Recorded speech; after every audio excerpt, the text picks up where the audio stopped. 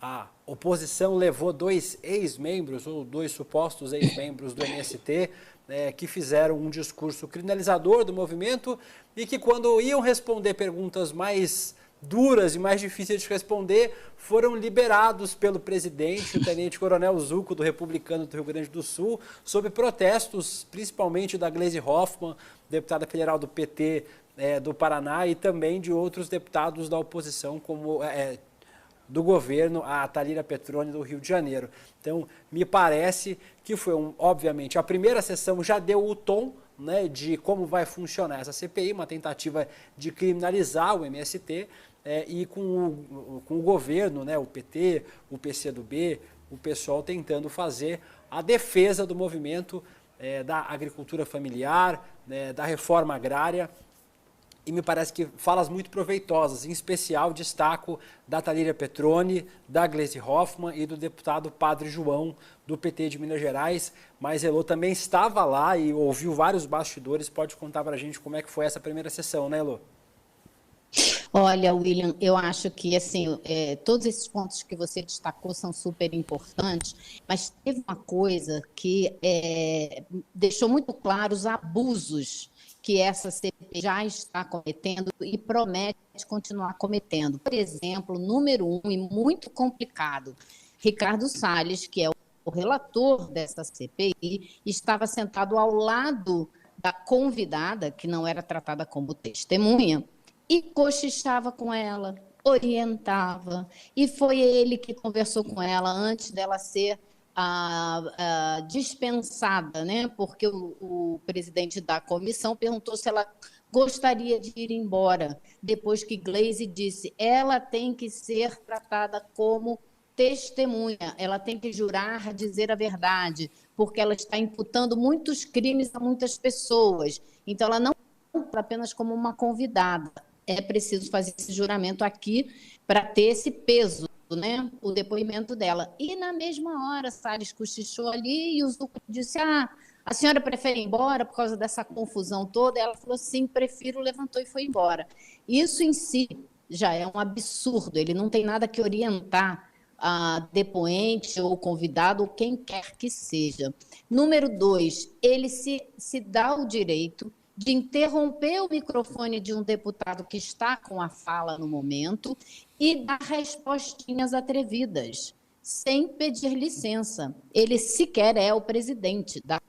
Bom, outro ponto importante, como você falou da Thalíria, ela jogou na cara do presidente da comissão, Coronel Zuco, uma acusação que é respaldada pelo site de Olho nos Ruralistas, que diz que ele recebeu doação do fazendeiro Bruno Pires Xavier, que é condenado por manter 23 trabalhadores em condição análoga à escravidão. Uma acusação muito séria, que ela sustentou e que pediu para registrar nas atas, porque muito provavelmente vai tomar alguma atitude à deputada. Então, outras falas importantíssimas foram a da Sâmia, que também, Sâmia Bonfim, do PSOL, que também jogou acusações diretas ao relator Ricardo Salles. Eu não sei se vocês prepararam algum vídeo ou se a gente vai só contar o que aconteceu, mas se tiver algum vídeo, eu paro aqui agora para a gente poder mostrar. Vamos seguir, Elô. Estou aguardando aqui um retorno da produção. A gente não tem os vídeos, Elô, então vamos seguir com seus relatos, por favor. Então, vamos lá.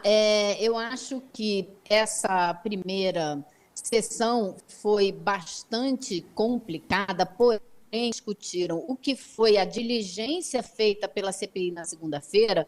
Ficou muito claro que o pessoal que quer criminalizar o MST não conseguiu fazer nada disso, porque eles vão a um acampamento que nem é do MST e nunca foi, trouxeram duas pessoas que não são nem nunca foram do MST e que têm problemas na justiça. O marido da depoente nem abriu a boca, porque ele é condenado, ele teve uma condenação na justiça e tem alguns BOs com o nome dele. Então, ele foi condenado por agressão física a uma outra pessoa que foi cobrar uma dívida dele.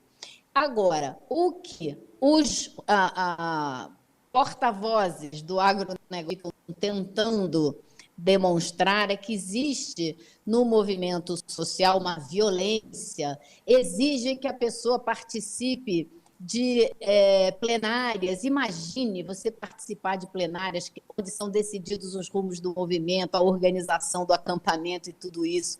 Exigem que trabalhe na portaria para checar quem está entrando, quem está saindo, transformando isso num crime, como se a organização interna de um acampamento e a exigência coletiva, né, de que todo mundo participe do coletivo, de quem está ali participe do coletivo, seja crime. Mas, claro, na cabeça dessas pessoas que tratam tudo como coisas individuais, né, e que tem dono, não existe coletivo, só assim para a gente acreditar que eles acham que isso tudo seja criminoso, né? E também amanhã a gente tem mais uma sessão, né, Lu? A gente tem a primeira sessão efetiva da CPMI dos atos golpistas, que acontece no Senado e na Câmara dos Deputados, né? As reuniões efetivamente acontecem no Senado. A relatora Elisiane Gama vai trazer o seu plano de trabalho para a gente saber como é que deve acontecer as sessões dessa CPMI. A expectativa, inclusive, Vivian, César e Elô, é que a gente tenha mais sessões por semana, né? Já na primeira sessão de instalação da CPMI semana passada, os senadores e deputados discutiam de ter pelo menos 2 sessões por semana para dar conta de tantas convocações que devem ser feitas. A gente falava, eu, a Elô, o Misael e o Guga, na segunda-feira, no programa de esquenta da CPI que a gente fez aqui, que já tem agora, nesse momento, 500 requerimentos nessa CPMI dos atos golpistas. Quando a gente falava eram 400, a gente já chegou a 500. Para vocês terem uma ideia, se vocês acham isso pouco ou muito, na CPI das Americanas, que é outra que está acontecendo na Câmara dos Deputados, tem 50. Então tem 10 vezes mais requerimentos na CPMI do golpe. Essa sim deve dar muito pano para manga, né, Elô? Nossa, a CPI vai pegar fogo e vai ouvir muita, CPMI, devo dizer, vai pegar fogo e vai ouvir muita gente importante. Agora, vamos lembrar também que amanhã a CPI do Distrito Federal também está trabalhando, continua avançando, e vai ouvir amanhã o general Heleno, o que não é um desafio pequeno. E todo o trabalho que a CPI do DF já fez será utilizado pela CPMI do Congresso agora. É como a gente diz, né? E os deputados do DF dizem, eles conseguiram, mas o peso de uma CPMI no Congresso e não no DF é muito maior. Então, claro, eles querem ver tudo que eles levantaram chegar ao Congresso, porque aí sim o país inteiro ouve, porque a CPI do DF nem todo mundo ouve, a gente ouve, porque a gente foi lá ouvir o general Dutra e a gente vai lá amanhã ouvir o general Heleno também, vai ser uma audiência importante. Mas, se isso for feito no Congresso, claro, terá um outro peso muito mais importante. César. Eu acho que, veja, o importante de hoje que a gente tem, tanto na CPIs quanto na CPMIs, é que isso é um palco gigante. Isso é um canhão de mídia que, a despeito de não estar acontecendo todo dia, consome uma atenção midiática imensa, tanto para tentar, por exemplo, criminalizar o MST, como a gente viu aí, a Elô colocando, a gente viu o Salles, eu fiquei estarrecido com essa cena, Elô, ele desliga, ele simplesmente desliga o microfone da Sâmia, né? Ele está conversando, Isso. a Sâmia está fazendo a sua fala, está se articulando de uma forma muito competente. E o senhor Ricardo Salles simplesmente acha que ele pode desligar o microfone de um parlamentar no meio da fala e ele fala em cima.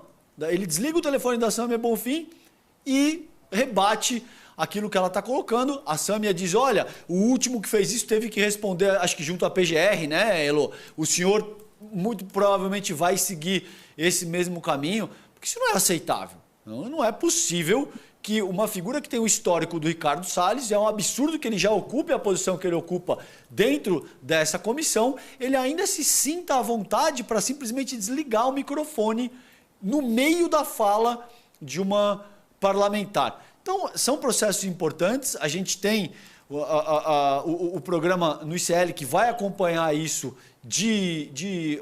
muito perto, e vamos ver o que a CPIs e a CPMI, sobretudo do golpe, é capaz de produzir em termos mais efetivos, porque já está na hora do Brasil dar uma resposta mais incisiva, considerando os atos de terror, por exemplo, que foram perpetrados pela extrema-direita nacional no dia 8 de janeiro.